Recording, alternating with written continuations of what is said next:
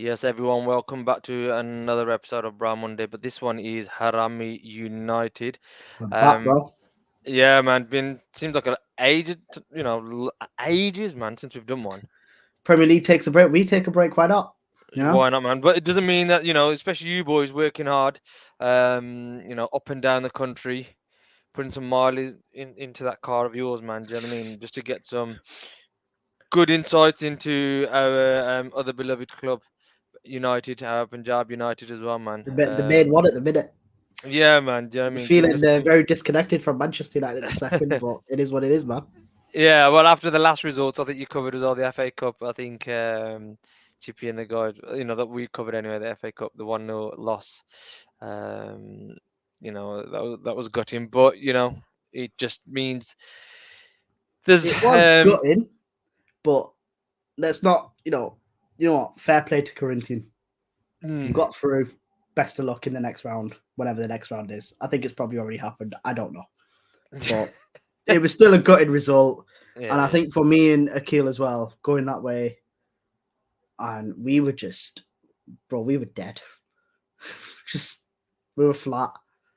And yeah. You then know what? I think yeah, I think to be fair, obviously I didn't get to go because I was meant to go to the United game the next day, but our friend Harry Tej, whatever you want to call him, always changes plans. So yeah, I couldn't go to that one. But anyway, I was gonna say, speaking to you boys, you seem more deflated of the Punjab result than you did any of the United ones. Now I don't know whether that's just because I suppose that's a beautiful segue to the last game United played. Um, you know, you and it just Naki were compounded a shit weekend. well. I was gonna say I, d- I don't know whether it's the word immune is the right one or what, but you seemed quite immune to the United loss. Like I said, you seem more downbeat about the Punjab loss than the United one because which was a 3-0 loss to Liverpool, which could have been anything. It was only 3-0. It Could have could have been been 4, 4 or 5, 5 at one 6. point. Yeah, yeah, yeah. Could have been loads. I mean, normally we like to do a live, but I think like you said, just I think this is how bad it was. Like you said, the results with Punjab and driving up, and then the Liverpool result. I think. So the background story on that, right? This is for all the viewers and listeners. Now the plan normally is we drive down on a Friday night at a stupid o'clock, and we get there like 2, 3 in the morning. We go to sleep. We go to the ground in the morning. For some reason, we decided to drive down on the Saturday morning, which completely knackered us out. And then we got into the hotel, checked in, had a quick shower, and I bought a drone because I wanted to test out some cool aerial shots and stuff, right? And I got there and I just looked at Bagsy and went, leave it in the car. I'm too tired today. I can't do this. And we just watched the football. And then obviously we stayed Saturday, had breakfast with Chippy and the boys on Sunday, drove back Sunday during the game. So we had the game on in the background as we were driving.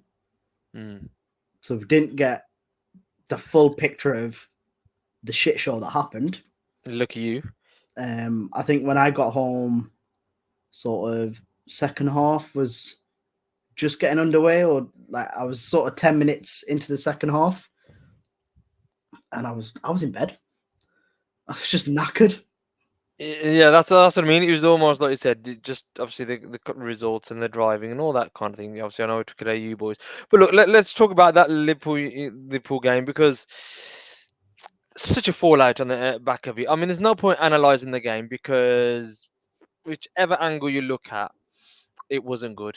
Whether that's Casemiro just totally losing it, um, whether that obviously poor Toby Collier comes in, is a bit scattergun, but nowhere. No, it's not his fault whatsoever. You've got obviously a lot of people now obviously hitting in on Erik Ten Hag. And bearing in I mind, mean, there's they a were lot of doing that beforehand, but yeah, they were doing that. They were yeah, doing that beforehand. And then obviously it comes down to the whole thing about Ineos and should they have kept him, should they not? I mean, Afzal, please.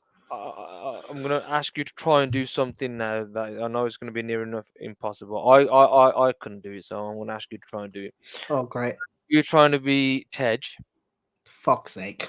I know obviously you can't drink and things like that, so obviously I get that. So yeah, don't do the drinking, Ted. Do I have to do the accent? No, please don't, Okay, because I'm because not well enough to do the accent. yeah. But try because again, even in our groups, we've got some crazy thoughts. There's a few people out there with some crazy thoughts, but you know, Ted is, and I'm going to say there's a few people probably the same as well. He's very much Erik Ten Hag out, and you, so I'm going to be you as well. So on this behalf, so it's not just because I know you share a lot of the thoughts that I do, but it's going to be boring if we just agreeing to the same thing. Yeah. But yeah. So Erik Ten Hag out, you know, Right. go on. On one hand, I can see the argument for it. Oh, so this is Afsar, yeah? This is me This is you, being no. Me, Tej. you. Oh, okay, Yeah. okay. No, Yeah. that's not correct. Yeah, it's fucking shit, mate. No, It's I'm fucking going to get into plans that, out but here. I'm saying Oh, that I mate. can see Tej's point of view in a way. Now, obviously, this whole thing about stubbornness about tactics, reluctance to make substitutions. There's another argument about constantly playing the same players, favoritism, and all these kind of things. And some of it I do agree with, particularly the substitutions thing, because I never understood making substitutions in the 85th minute when you could have made them in the 60th or just after half time. Yeah, Then fair there's, enough. He did make one. It took but Casemiro that's off what I because mean. in the group there was like, In the oh, has he got Liverpool the game, balls? Has he got the balls to take Casemiro off this that? and And then he then he did it. does, and then he's like, oh, why did he take Casemiro off? You should have let Casemiro play into it a little bit more. This, that, the other. But my thought on that was, so everyone jumped on Casemiro online. Kobe Mainoo was also at fault for 2 of them goals. Wasn't just Casemiro. Yeah. However, but So, there's also the school of thought that Kobe Manu was doing two people's job, his own, which on the whole he wasn't doing too bad, but then he had to be like tracking back and things like that as well. So he was having to do, um, Casemiro's job as well. So yeah, there's two things he had to do.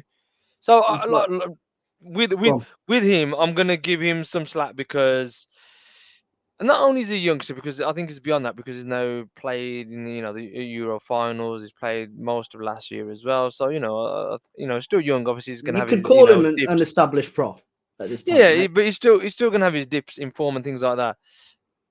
But and bearing in mind he'd only just come back. Again, he's not had a preseason, and we hear so many times, how important a preseason is, and all that stuff as well. So that's why I'm gonna cut him a Oh, bit of slack. that's another point about my Ten Hag argument that I'm supposed to be having. You as Tej.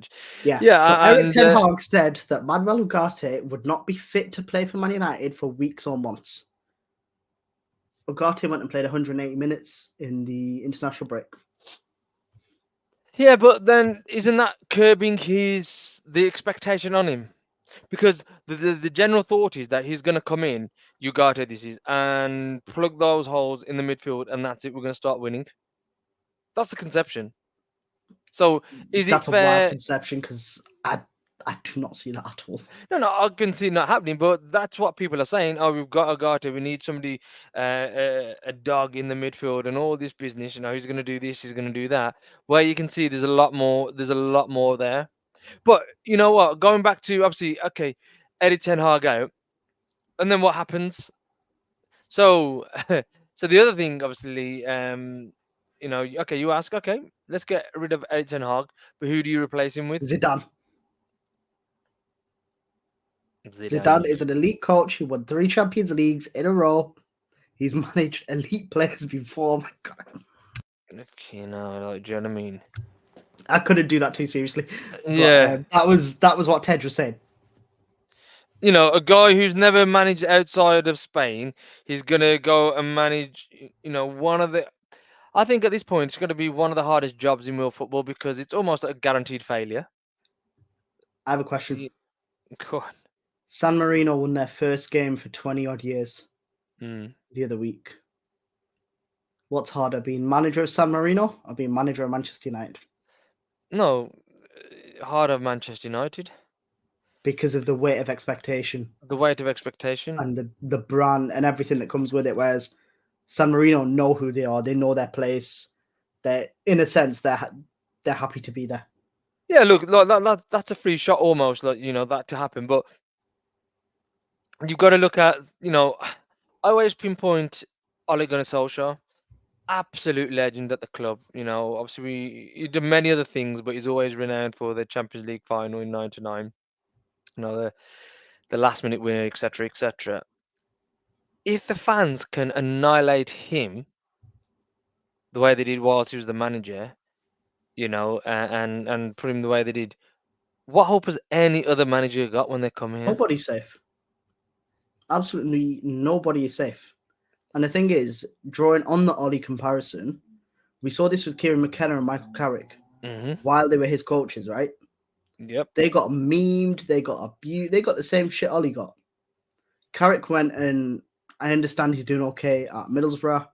McKenna got, I think, back-to-back promotions and is now in the Premier League. Yep. And was even in the scope in the summer when we were looking for a new manager.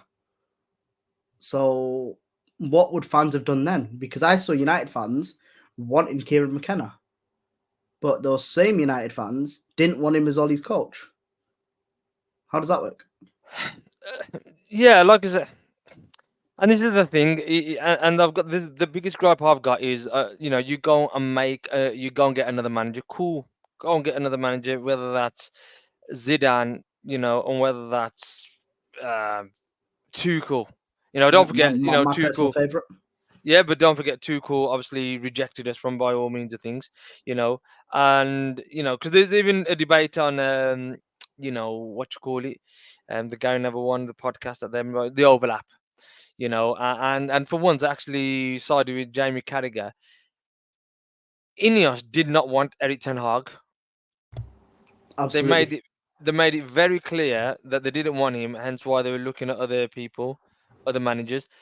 They were forced to keep him because, like I They says, the were. candidates, such as I do believe Gareth Southgate would have rejected him because that whole report came out that he can't be looking to accept the United job before he leaves England. Maybe he didn't. Okay, just even forget that one. But we definitely know Tuchel obviously rejected them, or they didn't come. So they were looking at managers. De Zerbi But as well. De Zerbi, like I says, Obviously, McKenna signed a new deal yep. as opposed to even entering talks with us. So there's other managers out there. The biggest problem I've got with Erik Ten Hag is, and I suppose this is also the reason why it's good to have somebody like him. He kept the job knowing that the Ineos group really didn't want him. Now that's blatantly obvious, and obviously some of the comments that he's made as well. Okay, well if they don't want me, I'll go and win somewhere else. So I Yeah, that blame, was a bizarre one. yeah. So I kind of think is that, well, you shot yourself in the foot. Really, you had the chance of going, but you stayed. But on the opposite side, I think that's the kind of determination and forward thinking that you need to succeed at Man United, especially in the current state. Yeah, I agree. Also, just on the Ten Hag sacking thing, and just to sort of bring another topic into light, our financials came out 2 days ago. Obviously, there was this whole thing about we just scraped PSR. Basim thinks otherwise. United were apparently given Basim, the Villa fan that everyone sees on here sometimes, by the way. But United were apparently given exceptional circumstances or something due to the COVID losses. How we're still counting COVID losses 4 years on, any man, I don't know how that works, but fair play, it is what it is. Shout out the accountants, I guess. But also, if I read it right, we passed PSR by about £1 million. The cost of sacking Ten Hag would have been about 10 million because you have to pay him out, right? You then have to get rid of staff, which we pretty much got rid of anyway. But then you have to bring in a new manager. So you factor in your signing bonus and your wage structure there. Plus, don't forget we're in the we're in the Europa League. Europa League? Yeah. Yeah. So Europa League. wages went back up after the initial dip because we weren't in Europe or whatever. or whatever that weird sponsorship term is that we've got now. So it's not only we chose to keep him and stick with second choice, we couldn't physically afford to do anything else. We were stuck. Yeah, and then you got other comments coming from the likes of Broad and Ashworth before the Liverpool game, and saying, that the choice to keep Erik Ten Hag wasn't theirs; it was already made before they come. So there's so much going on there. So yeah, whether it's financial I got reasons they beef with kept Dan him, Ashworth, by the way. I got I big beef think, with that bad. and I will come on to that in a second.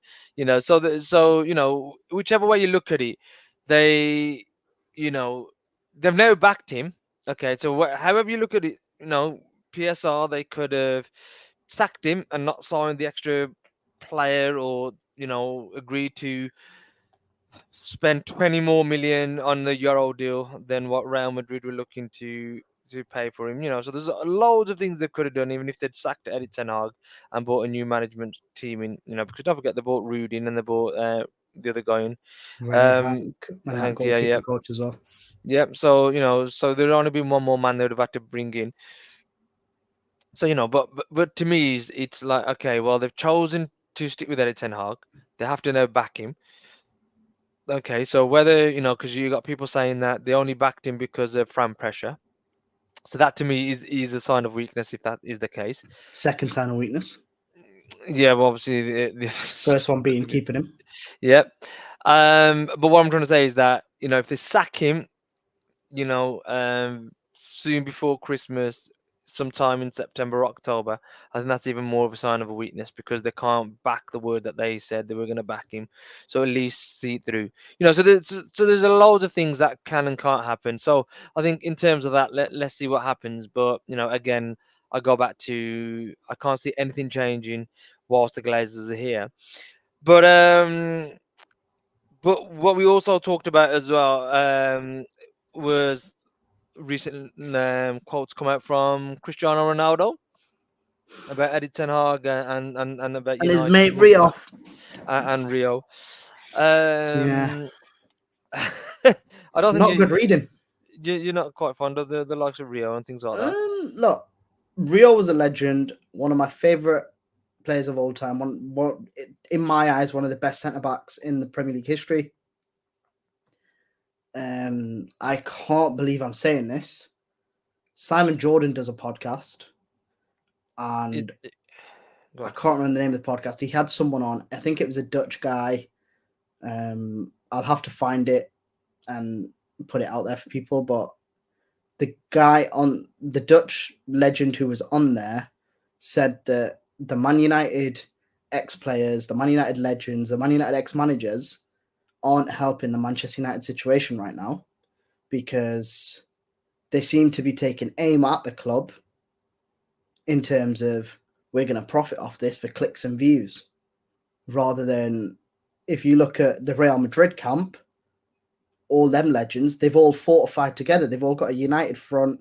They're all, Man United offered triple what we were going to offer in wages for Euro, and that's why basically the line they're spinning is Euro's a money grabber, whereas Rio's got X, Y, and Z to say about Man United, but only when it suits.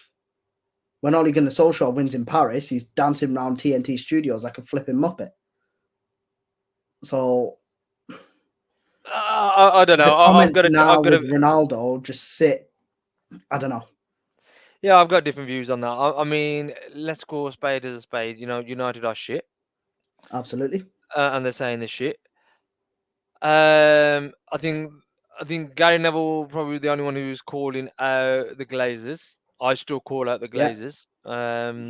So he kind of stopped that out of. I know he's on the team with the regeneration project for Ineos. So no doubt he has to temper his thoughts a little bit on that, which I get. And I totally understand on that there. But I suppose for somebody like Real Madrid, it's always easy to say, when things are going swimmingly, as it is for Real Madrid, winning Champions Leagues, winning leagues, it's always a united front then, and it's always great. But as we know, United sells, so I don't think there's no surprise in that. But to me, it's always like, people use your own brain. Um, but yeah, this Cristiano Ronaldo thing, in terms of Erik Ten Hag, from what I understand, Erik Ten Hag had kind of said the words of, we're gonna make progress, we're gonna fight for the top honors, but it's a process that we have to go through, and see if Erik, because obviously Cristiano Ronaldo accused Erik Ten Hag of saying, he never said that we're gonna win the league, we're gonna win a European competition, but then if Erik Ten Hag says that, it's like, and he knows full well that they can't do it, is going to be set up as a failure. He's talking himself into the sack. Yeah, so if he said, yeah, we're going to go and win the league, and we're finishing eighth, you're going to say, what is this guy on? You know what I mean? When he full well knows that this club or the players or the structure around it is just not there to do that. So I don't get where, obviously, I know where Cristiano Ronaldo's coming from because he's taking a swipe at Eddie Ten Hag. This whole thing that he loves Manchester United. No doubt he's obviously got a soft spot for Manchester United because of obviously, he'd done so well there, won the Ballon d'Or, his first Ballon d'Or, and all that business. So he's First got a soft Champions spot. League. Yep. Love United, I think, again, that's just sensationalism because I always, always, always point to the fact that he never came to watch a game when he left the first time round. Okay. He never came back to United to watch a game of theirs. But when he was at Real Madrid and then went to Juve, I think literally within a couple of weeks, as a He was Juve back in player, Madrid. he was back in Madrid, not as a player or anything like that. He just went there to go and watch a game. Do you know what I mean? And I mean, it's the little things like that. It's like I say, it's the actions. And how many times did he use Manchester United when when he was at Real Madrid, a contract was due? He'd always The use wheels Manchester would spin. United. Yeah. Yep. I can go back there, this, that, the other, to bump up his pay. So he always used Manchester United. But like I said, look, One he's a thing is interesting about what Ronaldo said. You know when he said um the coach of Man United should be saying we are going to win the league, we are going to win all this kind of stuff. Our co-owner said we can't win the league. Said we need to get top four. Last time Ronaldo spoke publicly about Man United when he sat down with Piers Morgan, he ripped apart the Glazer family. Well, he didn't really rip them apart. He just bought like a few home truths all the fans already knew about the Glazer family. But yet, he didn't say a single word about Jim Ratcliffe's comments, which I yeah, because found a bit. That's to me where I was like, okay, this isn't about Man United anymore. This is about the reputation of the brand CR7. yeah, he had to obviously say some things about United and Eddie Ten Hag just to kind of bring the popularity of that show, so things like that. Um, yeah, so I think again the comments that Cristiano Ronaldo makes about Manchester United, I think to myself, he loves Man United. He wants them to come back to the best. I'm thinking, yo, geezer, you're in Saudi. Do you know what I mean? You're sitting there with What, Al 200 Turki. mil? No, no, no. You're sitting there next to Al Turki on obviously the boxing fights and all the other things. No, the MBS is on the other end of the speed dial. Yeah. Get your consortium together. Yeah, I mean they're still tied to by Man United. We all kind of know what the what it's going to cost. What did Turkey Al Sheikh say? Give me 10 billion. Give me 10 billion, and now obviously people will be throwing themselves over to associate themselves and work with Cristiano Ronaldo. Okay. So look, man, Cristiano, if you're listening, go and get that consortium together and go buy Manchester United. Do you know what I Could mean? we get a percentage for pitching the idea? Yeah. You know what? Just You can have the percentage. I don't even want the percentage. I just want our club to be back here. But yeah. So get your boys together. Get on it and go and buy it and show me the love. But again, the more and more I talk about this kind of thing, you look at the stuff at Chelsea that's happening with Todd Bowley and the Clear Lake stuff. Civil War. It just goes to show the shit show. Okay, I said it. I said it right from the outset, and the other Chelsea fans that I know, and some of the other groups that I'm in, I can back that up.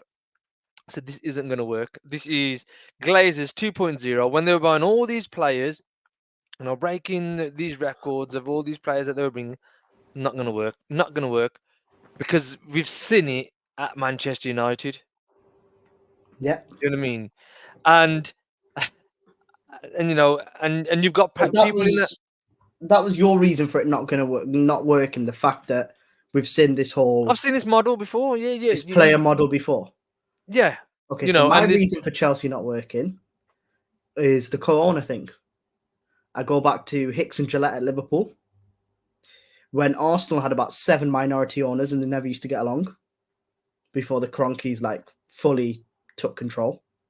Because you had Usmanov and Mashiri and all them lot were involved in Arsenal as well. Yep, yeah. Good point. And also, I mean, at one point Liverpool had co-managers, and that didn't work.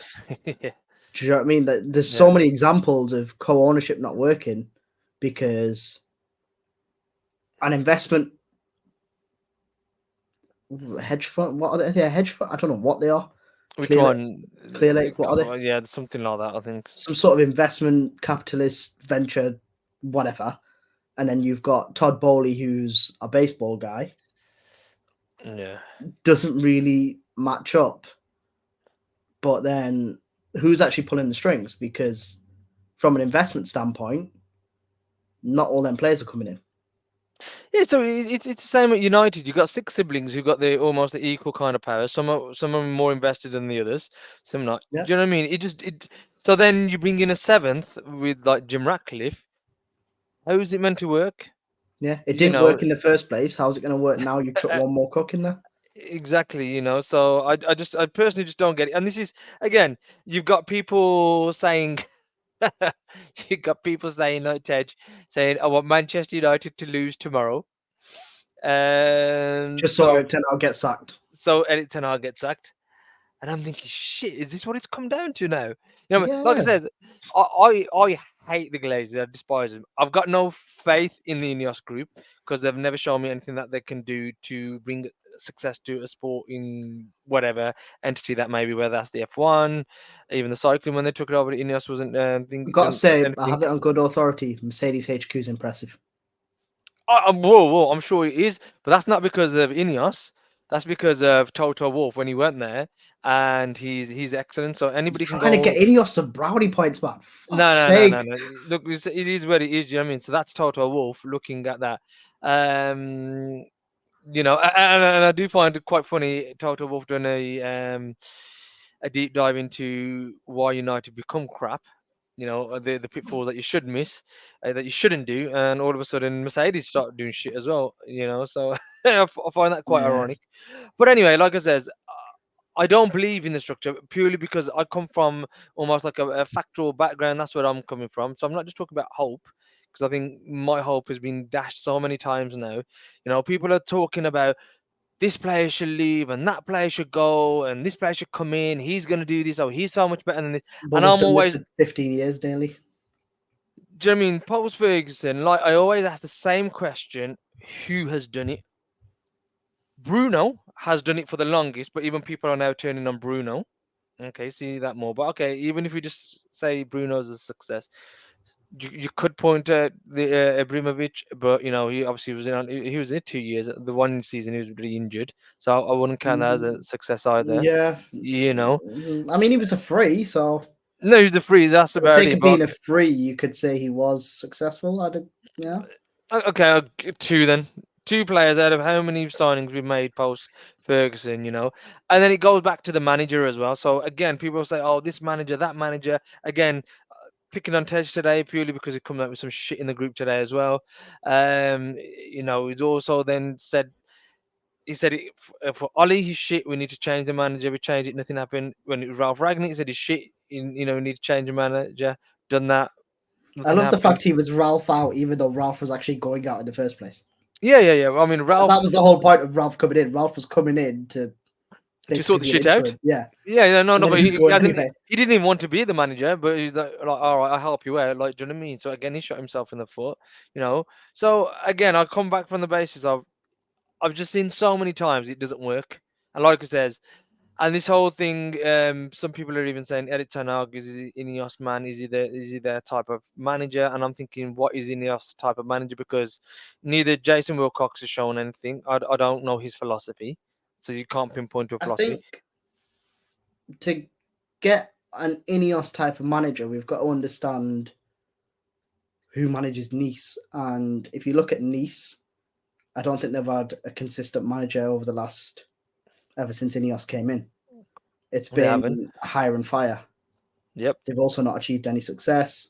They've also not signed any quote unquote wonder kids or any Galactico signings or diamonds in the rough or whatever you want to call it.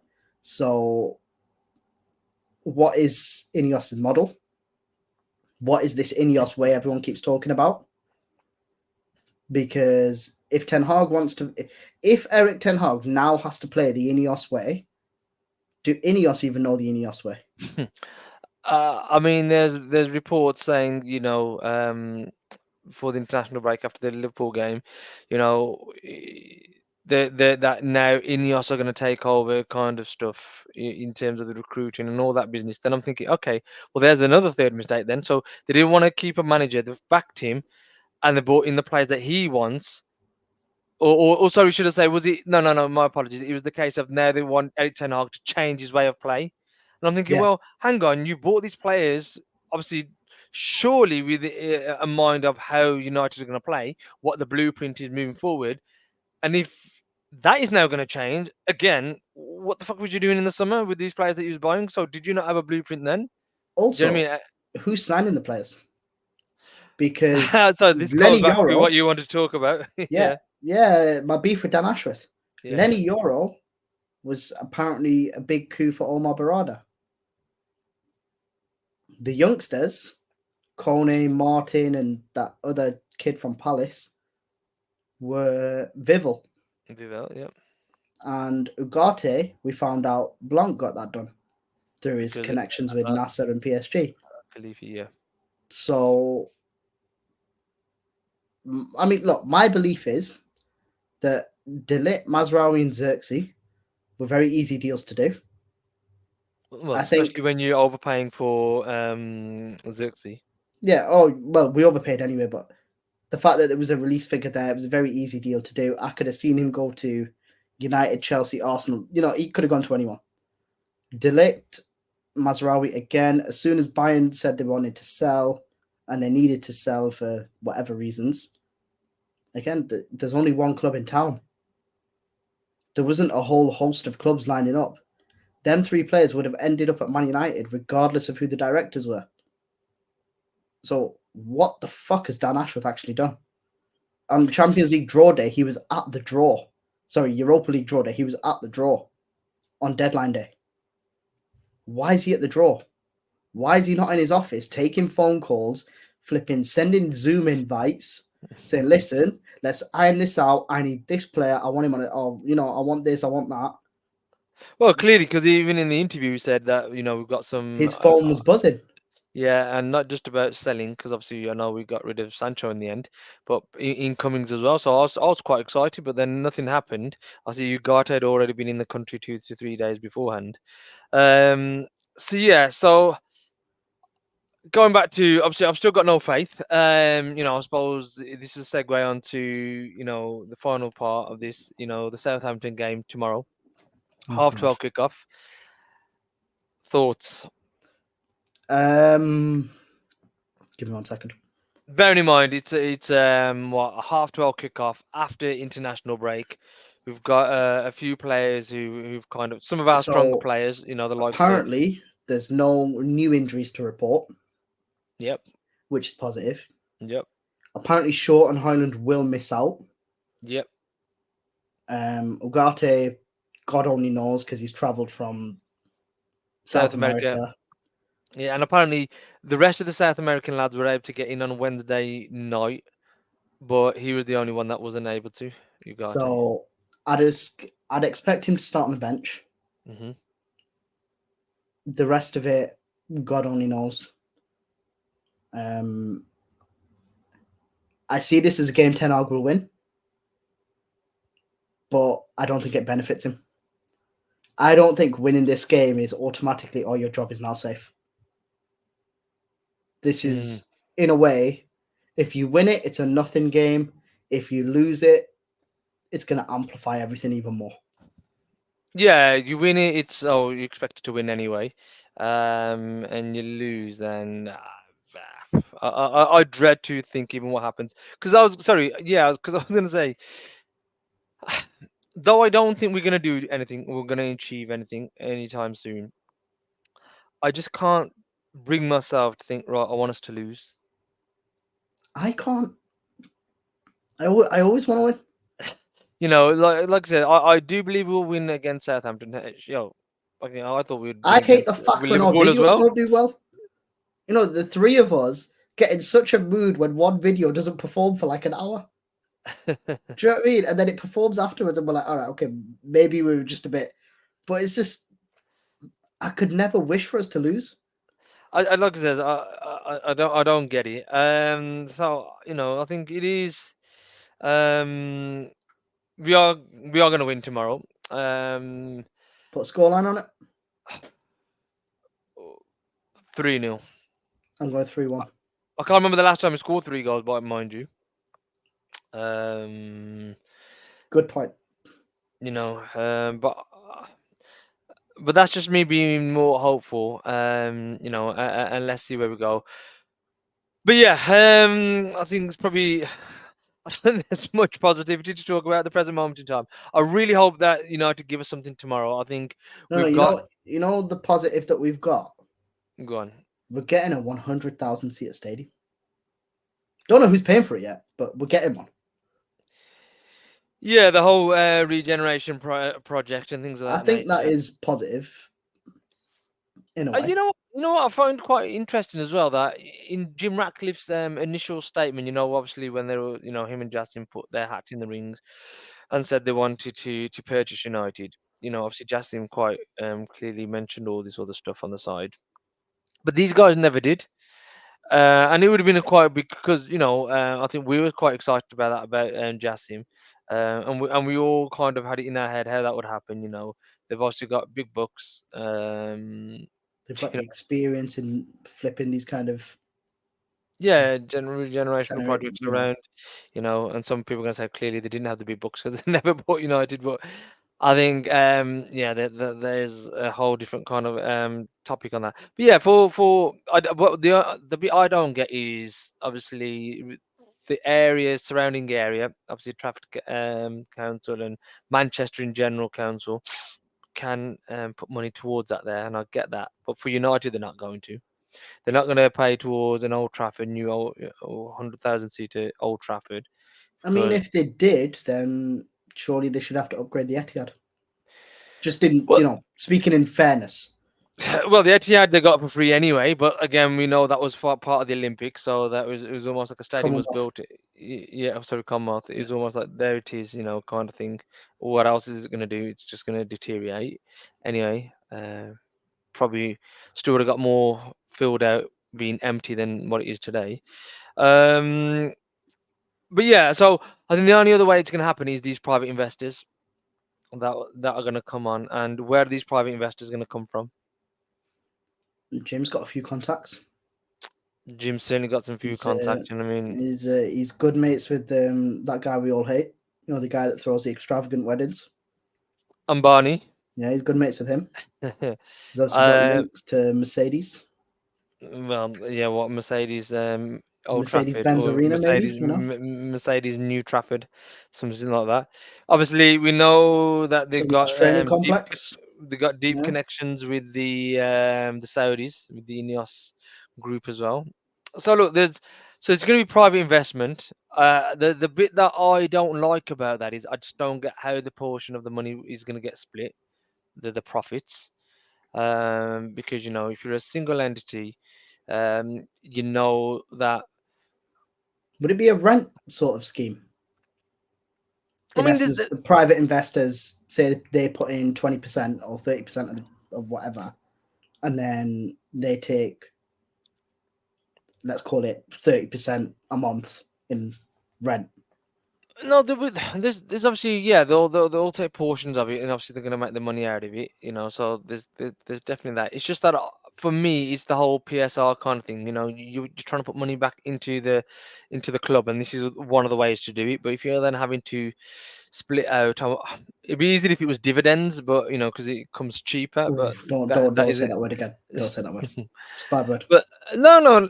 Look, if we're successful on the pitch, dividends isn't a problem. But that's the problem we've had. We've not been successful on the Yeah, we've pitch. not been successful. Do you know what I mean? For that to kind of happen. So any money's, that again, whilst we've been unsuccessful, the Glazers have been taking their monies out. There's So yeah, currently a freeze on dividends, though, isn't there? yeah, yeah, As yeah. part of this whole gym thing. The Apparently, it's a thing, 3-year freeze.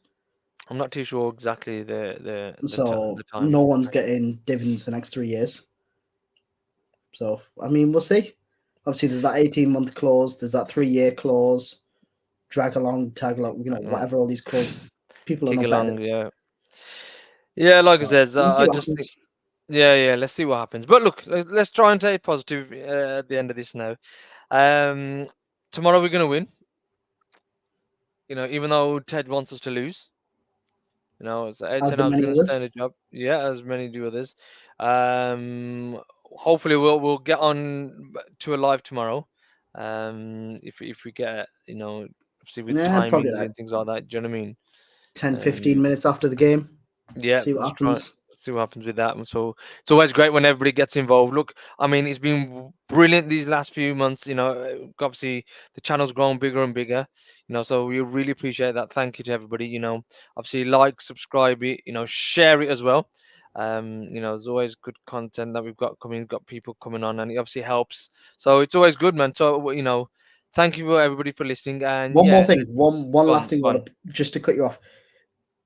I see a lot of reports and a lot of things on Twitter, particularly about South Asians recently, probably because of the algorithm we're in. There's a Sikh lad who's just taken over at Farsi Celtic, Pav Singh. But if anyone sees any of these other stories, or if anyone sees any of these sort of stories and thinks, you know what, they just listen, send the articles over. Mm-hmm. Send them, send the articles, send the profiles. We'll see what we can do. Because at the end of the day, that's what Brown Monday is about. It's about representation and putting that spotlight on these guys. Yep. And in a way, Pav Singh is us. He's, Chippy Cyan is us. They're living our dream. They're managing a football club, or they're coaching a football club, or they're owning a football. They're doing something that we wish we could have done. So yeah, sorry to cut you off there, but if anyone No, has any exactly. names like that, send them across. Because I mean, I stumble across this stuff from like complete randomness. Yeah, yeah, exactly. And look, obviously, even the Albion boys in Bradford as well, like, you know what I mean? So, which has always been, they've been quite supportive as well. So it's been great to uncover these kind of teams as well. So yeah, any of these teams that we can uncover, or any interviews we can have with these people to bring their stories to light, because hopefully it's just inspiring other South Asians, other people who are underrepresented, what everybody knows what we're about. So yeah, bring them to our attention, share them with us. Obviously, either that's on Twitter, Instagram. Obviously, people know our own handles as well. We've got them there as well. So on screen. So yeah, get in touch with us. But like I said, thank you for listening and keep supporting. And yeah, come on, United. The guy that turns up on your party, dropping the hit got me.